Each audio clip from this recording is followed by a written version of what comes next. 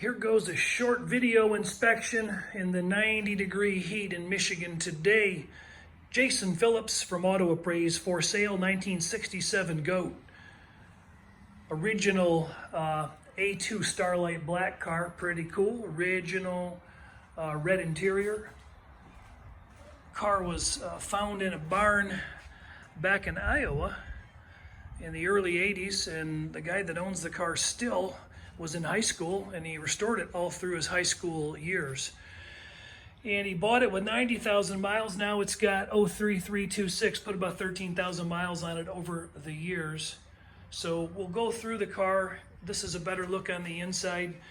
The paint was done in 1983. He did the best job he could for a high school guy. He didn't actually paint it, but he did the body work and whatnot. Some old Kragers were put on at the time. Tires are very old. They're holding air and they go down the road okay, but they might need to be replaced just due to age. Top is that old as well, but the power top works fine. AM, FM, cassette, Alpine, high-end stuff there, aftermarket gauges. Oil pressure gauge, he disconnected because it was dripping oil and hooked the oil light back up, so it works. His and hers shifter, that's pretty cool. Car's got PHS documentation, power top, tilt wheel, power steering, manual brakes.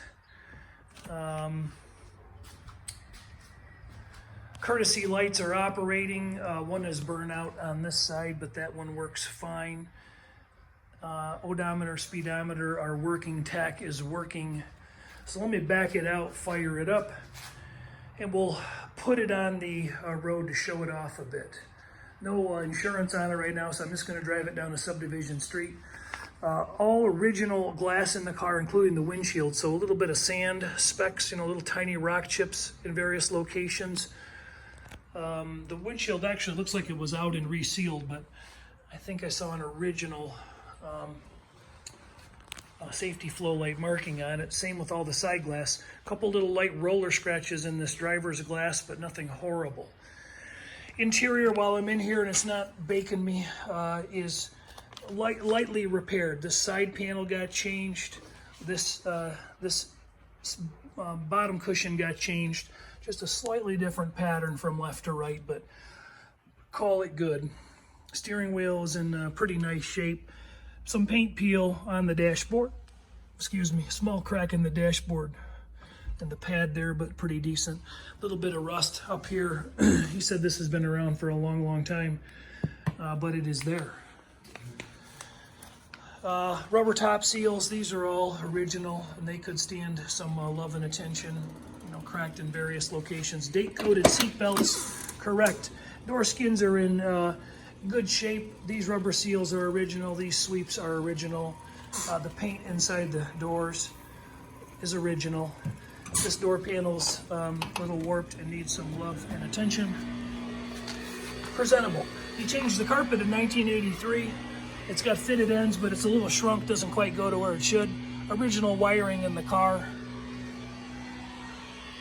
I think I said power top works fine. Little delamination on the mirror, so you're probably kind of getting the feel there. Little paint mismatch on the glove box door. Okay, that's the interior. Slamming the door now. The door closes pretty nice. Body-wise, there is just some general contamination. It's a great 10 or 15 foot, car with that kind of presentation. You've got some bubbling here. Can you see it? And some various contamination. Big scratch here. Orange peel that was cool in 1983.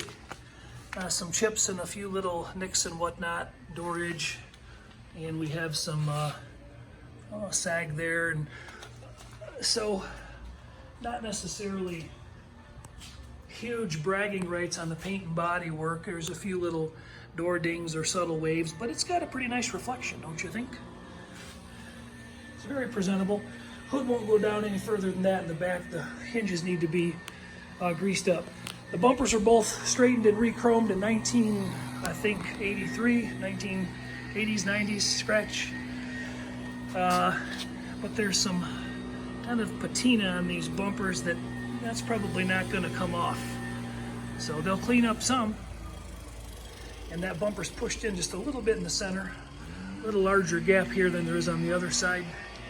Front bumper is roughly in the same condition. Digital paint meter, a little bit of shrinkage there in the fender, if you can see that. The digital meter gives us a good story, and I've got still photos all around the car. OL means filler. Let's find a... Hold on, we got a problem here with my gauge. Let's do that. There we go. So 50. Okay, so there's been some filler work done on this dog leg of this fender. 3.6, door corner, 28. It's about $7 bills thick. So a little bit of filler work down here in the dog legs, and just a little bit down low, nothing too horrific. Readings mostly around the car. So I'm not going to go through all those and bore you. Some patina on the chrome here, and a little pitting on the insides of the vent windows. Underneath the car,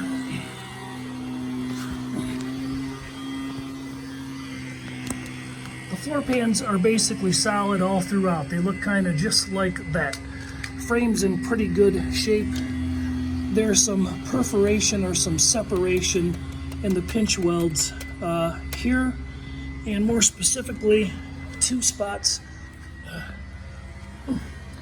up here in the inner rocker structure. If you can see that, I don't have my flashlight out, but that would be tough to fix without pulling the car up off the frame.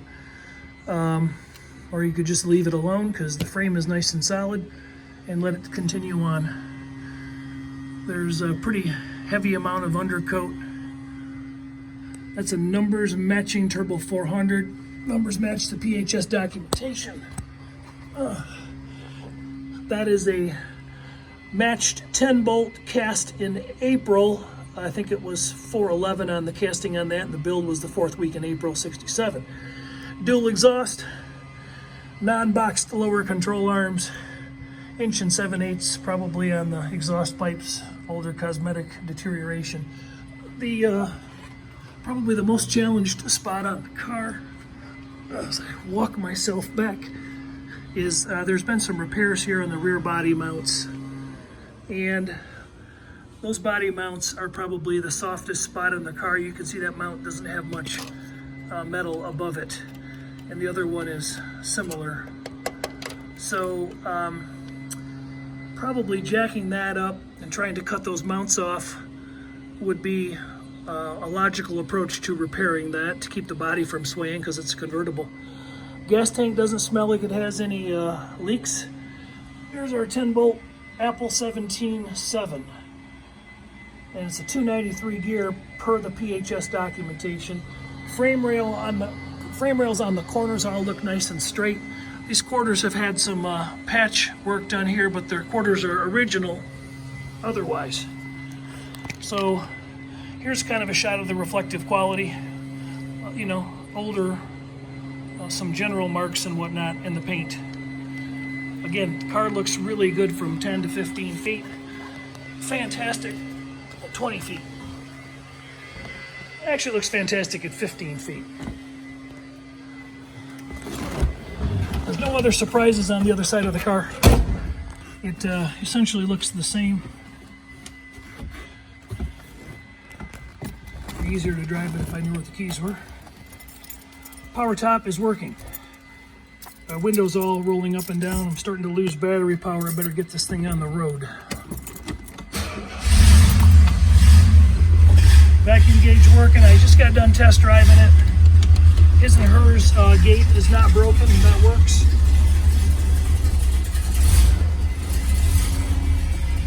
See if we can get a little bit of a drive in before the battery on the camera goes bad.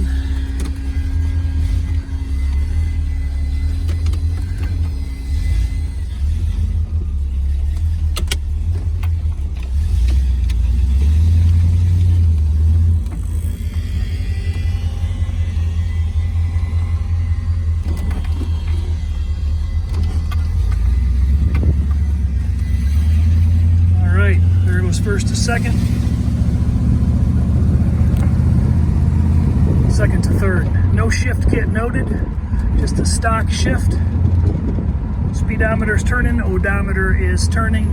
The turn signals will come on and flash both left and right, but they don't stay put, so that will need to be serviced. Tachometer is working. I don't know if the radio works. I don't know as it really matters. Oh, it does. There you go. It matters now. Horn works.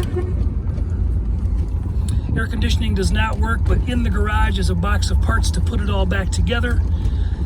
I'll show you under the hood when we get back if the video does not park itself. Jason from Auto Appraise, thanks for hanging out, going on a short test drive today in an original Starlight Black, original red interior, numbers matching 67 GTO Convertible. YS 335 horse motor, but they rebuilt it with 360 horse specs. So, but still got the original heads. I didn't run the numbers on the Rochester carburetor yet.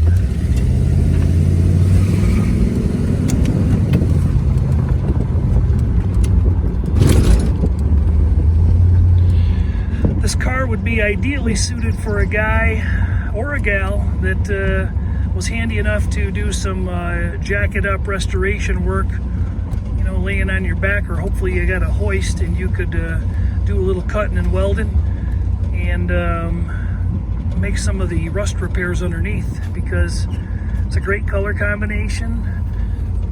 It's a nice running driving car. It's spent most of its life in storage. 13,000 miles put on it since 1983. I don't know, it's about like 27 miles a year, I think. All right, really quick, I'll give us a look here in the shade at the engine bay before my camera goes down. If it dies too early, I apologize. So we got old wheels and tires, but they're holding there. I'll try to run the top up and down before we call it a day. Get that back in focus. Trunk's nice and solid.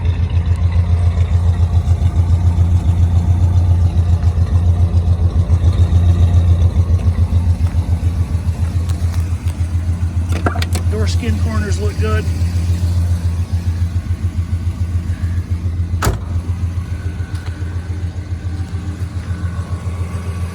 Trim tag is in place.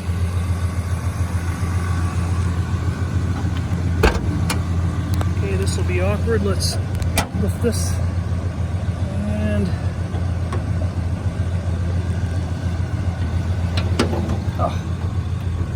hinges are stiff, they need to be oiled. Got that custom look to it, doesn't it? So we need a little restorative work, taking it back to black there and blue there. But I don't want to reach in, but YS code 335 horse motor sequence number is right on the money except for the first digit. And it's a true 242 car, 04D on the build. All of it makes sense. Engine makes sense, tranny makes sense, rear end makes sense.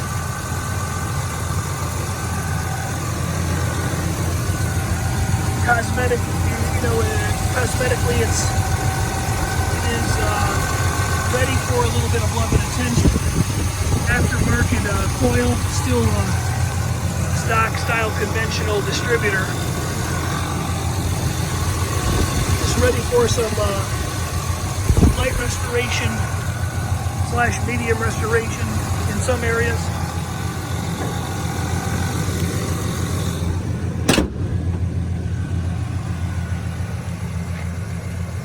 Nice looking car. All original suspension. It was rebuilt back in the 80s, so not a ton of wear on it. A little bit of dry deterioration in the control arm bushings in the back.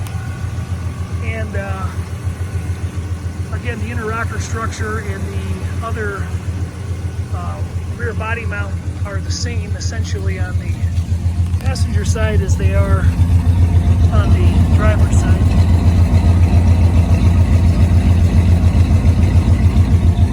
I don't know if that could be seen or not because I'm above the car. All right, we'll run the top up and down and day.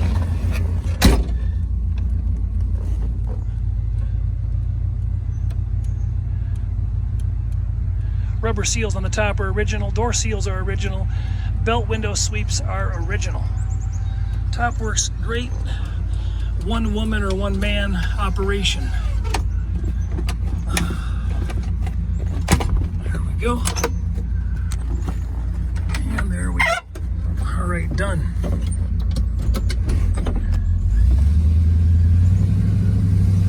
All right, that's it. Jason Phillips from Auto Appraise.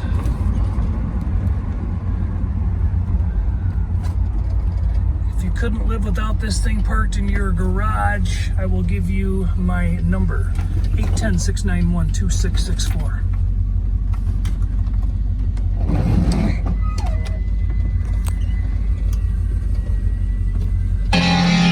Well, that was a surprise. I did not mean to do that. I do apologize.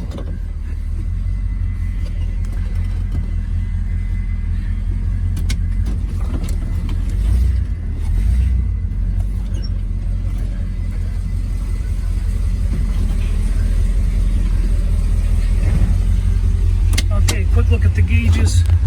Again, the oil pressure gauge is not currently attached, but the oil pressure light is. Vacuum's working. Temperature's running nice, about 180. The car had already run prior to my driving in on this video.